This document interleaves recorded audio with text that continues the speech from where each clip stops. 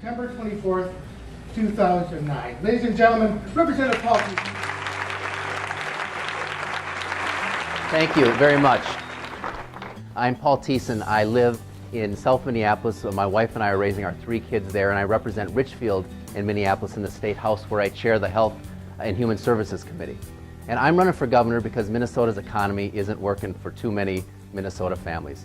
Everywhere I go across this state, families that I meet are struggling, they're concerned, they're facing deep economic insecurity. Whether they have a job or not, they're tired of seeing their friends and neighbors losing their jobs and their homes.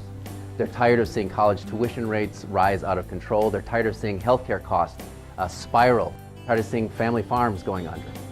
But most of all, they're tired of a governor and his allies whose only answer to their concerns is to say no, no, and no over and over again.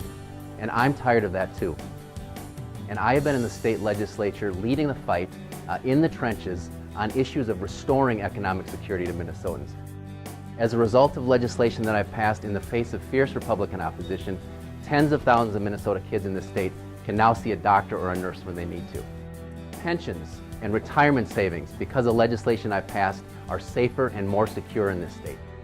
We need a governor who is going to be able to point to a proven record of success of actually passing legislation, getting things done, to move Minnesota back to an economy that works for everybody.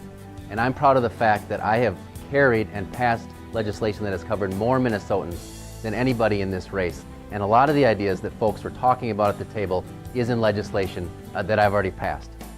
But this race is not going to just be about the issues alone, and it's a once-in-a-generation opportunity for our party. This race is going to be about the heart and soul of Minnesota. You know, Republicans are going to frame this election around scarcity and limitations, telling us that we can't afford to be great anymore and we have to settle for middle of the pack. And I don't buy that, and I don't think anybody in this room buys it or should buy it. If we're going to win this race, we need to appeal to the best in Minnesotans. You know, I grew up in Minnesota. My folks were both public school teachers, and I was raised to believe that this is a special, extraordinary state, and I think most Minnesotans believe that as well. We need a candidate and a governor who is going to challenge Minnesotans again to think big and creatively about our future, who are going to approach and tackle our problems from the perspective of abundance and not scarcity, and who are going to approach the issues with the big picture in mind and see the interconnectedness between every person's life in this state and the public policies that we adopt. The last thing I want to say, when I go around the state, what people are asking is, how are we going to endorse someone who can win a general election and be trusted to govern with DFL values? And I think that I can be that person, that this can't be a next-in-line election.